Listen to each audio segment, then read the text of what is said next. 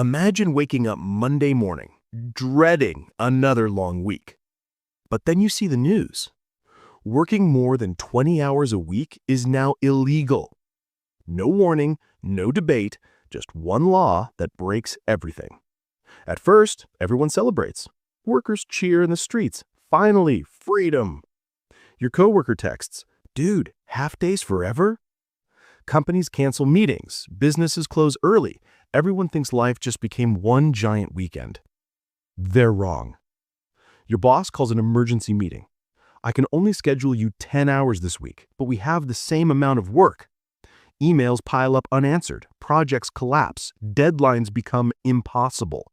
The workload stayed the same, but the humans didn't. You go home Tuesday afternoon. You should feel happy. But then you check your bank account. Your paycheck cut in half. Wait, rent didn't drop, groceries didn't get cheaper, your car payment stayed exactly the same, but your income just dropped 50%. You rush to find a second job.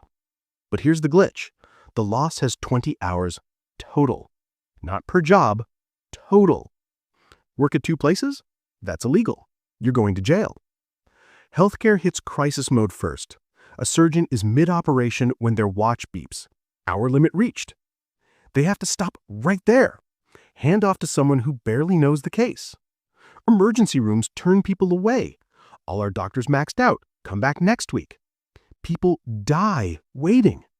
Firefighters respond to a fire. Halfway through, half the crew hits their limit. They have to leave. The building burns. Police can only patrol 3 days a week. Crime spikes on the days nobody's watching. Truck drivers can only drive half their routes. Shelves go empty. Factory workers can't complete production. Construction projects that took months now take years. Everything that kept society running just stopped. Your favorite coffee shop closes permanently. The owner used to work 60 hours a week to keep it alive. Now they're capped at 20. They can't afford to hire 3 people to replace themselves. This happens everywhere. Restaurants, repair shops, gyms, all gone.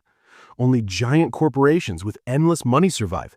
They hire armies of part-time workers. But quality collapses. Nobody knows the full job. Everyone knows a piece. Your packages take weeks. Car repairs take months. That home renovation? 2 years, maybe 3.